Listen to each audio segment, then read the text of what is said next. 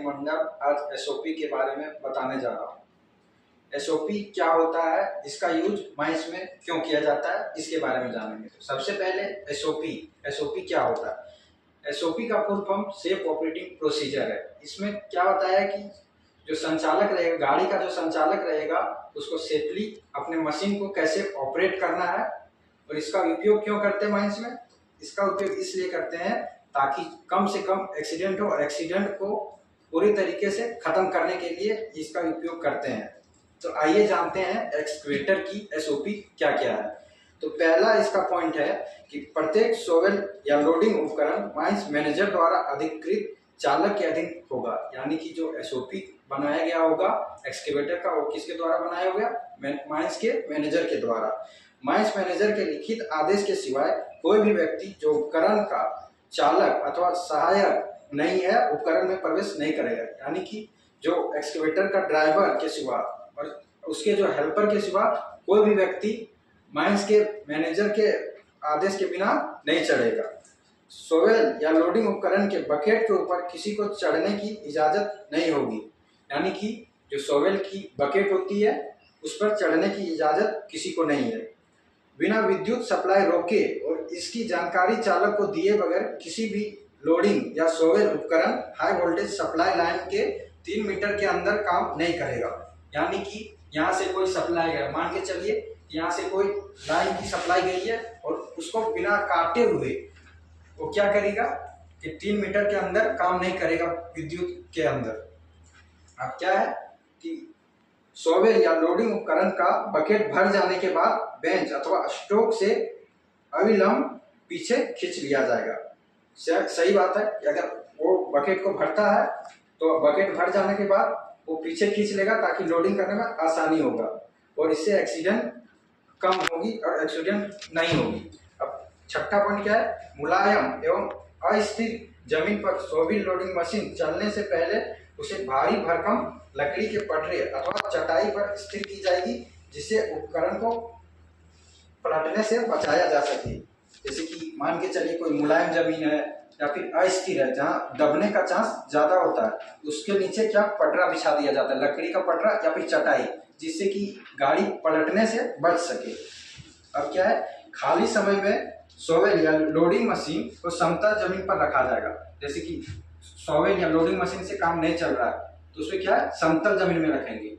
क्या है कि ग्रेडियंट में इसलिए नहीं रखेंगे क्योंकि ज्यादा ग्रेडियंट होगा तो पीछे ढलान नीचे जाने का चांस ज्यादा रहता है, इसलिए जब मशीन बंद करते हैं तो हमेशा प्लेन जमीन पर होना चाहिए। अब क्या है, किसी भी स्थान पर 25 मीटर के अंदर 2 शोवेल या फिर लोडिंग मशीन एक साथ काम नहीं करेगा। सही बात है कि 2 मशीन अगर 25 मीटर के अंदर काम करेगा तो टकराने का ज्यादा चांस रहता है, जिससे एक्सीडेंट होने की चांस है। इसलिए 25 मीटर के अंदर काम नहीं करेगा 2 लोडिंग मशीन। अब क्या है, चालक के कर्तव्य क्या क्या है। प्रत्येक पाली के शुरुआत में चालक व्यक्तिगत रूप से परीक्षण एवं निरीक्षण के सुनिश्चित करेगा। यानी कि अभी गाड़ी स्टार्ट करने जा रहा है, उसमें क्या क्या चीज देखेगा, आइए इसके बारे में भी जानते हैं। तो सबसे पहले गाड़ी स्टार्ट करने से पहले सर्विस ब्रेक चेक करेगा, इमरजेंसी ब्रेक चेक करेगा, पार्किंग ब्रेक चेक करेगा, इमरजेंसी स्टीयरिंग को चेक करेगा, छोटा फायर एक्सटिंग्विशर है कि नहीं वो चेक करेगा, ऑटोमेटिक फायर एक्सटिंग्विशर भी चेक करेगा, आगे पीछे की लाइट चेक करेगा, इंडिकेटर चेक करेगा, हॉर्न एवं ऑडियो विजुअल अलार्म चेक करेगा, सीट बेल्ट, केबिन में डंप वाली दिखाने वाला सूचक दर्पण, सभी गेज, पीछे दिखने वाला दर्पण, केबिन दरवाजा, खिड़की, लॉक, वाइपर, तेल लीकेज, इलेक्ट्रिक वायरिंग, पची वाली फ्लड चेक करेगा। यानी कि ये सब चीज गाड़ी स्टार्ट करने से पहले चेक करने का कर्तव्य किसका है? यह शोवेल या लोडिंग का जो चालक यानी ड्राइवर है उसका है। अब क्या है, उपकरण की यांत्रिक दुरुस्तता को चेक करेगा, मतलब कि अंदर का पार्ट वो भी चेक करने का जिम्मेवारी ड्राइवर का है। चेतावनी के साधन एवं अग्निशामक की कार्यशीलता को चेक करेगा, जो उसमें फायर एक्सटिंग्विशर रखा है वो सही से काम कर रहा है या नहीं कर रहा है वो भी चेक करेगा। के अधीन किए गए प्रत्येक निरीक्षण का अभिलेख इस प्रपोजल के रखी गई एक लॉगबुक में अनुरक्षित करेगा और इसमें प्रत्येक प्रविष्ट पर हस्ताक्षर करेगा। मतलब कि उसमें जो वहाँ पे लॉगबुक रखा है वो सब चेक करके सही करेगा कि हाँ ये सही है तो साइन करेगा। मशीन को ऐसी स्थिति में नहीं चलाएगा या प्रचालित करेगा जब उसमें ऐसी निकटता में व्यक्ति मौजूद हो, वहाँ खतरा हो सकता है। यानी कि मशीन के अगर पास में स्विंग एरिया में कोई व्यक्ति खड़ा है तो मशीन को नहीं चलाएगा, क्योंकि स्विंग एरिया में अगर कोई व्यक्ति खड़ा है तो उसको एक्सीडेंट होने का चांस ज़्यादा है और उसमें व्यक्ति की मृत्यु भी हो सकती है, इसलिए उस समय मशीन को नहीं चलाएगा। अपने पारी के अंत में उसके उत्तर प्रवर्ती प्रचार के अपेक्षित जानकारी के लिए मशीन की दशा को लॉगबुक में प्रविष्ट करेगा। अब नेक्स्ट पॉइंट क्या है, चालक स्पष्ट रूप से केबिन के सामने और अगल बगल देख सके इसके लिए उनके कक्ष की खिड़की के सामने कांच साफ रखेगा, यानी कि जो दर्पण दिया हुआ रहता है वो गंदा नहीं होना चाहिए, नहीं तो पीछे का व्यू नहीं देख पाएगा, जिससे पीछे गाड़ी आ रही है ओवरटेक करने की वजह उसे चोट लग सकती है और एक्सीडेंट हो सकती है, इसीलिए साफ सुथरा रखेगा।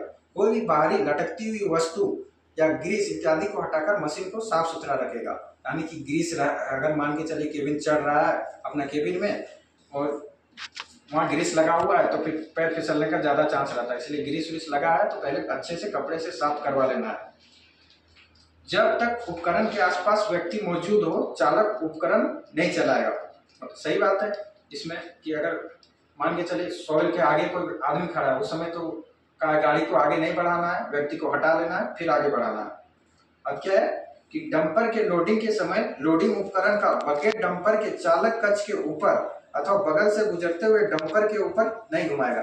मान के चलिए लोडिंग के समय डंपर आता है पीछे, उस समय क्या करना है, ये जो अपना बूम है वो ऊपर नीचे नहीं करते रहना हमेशा, ताकि इससे क्या होगा दोनों एक्सीडेंट होने का चांस है, इसलिए डंपर को लगने दे लेना है फिर उसके ऊपर बकेट से मटेरियल को डालना है। अब क्या है कि असुरक्षित कार्य परिस्थिति में चालक अपने पर्यवेक्षक को सूचित करेगा एवं उपकरण चलाना बंद कर देगा। मान के चलिए किसी मशीन में फॉल्ट आ गई तो फिर वो अपने से जो सुपरवाइजर है उसको इन्फॉर्म करेगा और कार्य को बंद कर देगा। खदान में कोई भी व्यक्ति कार्यरत जगह पर बिना वजह गाड़ी से उतरना सख्त मना है।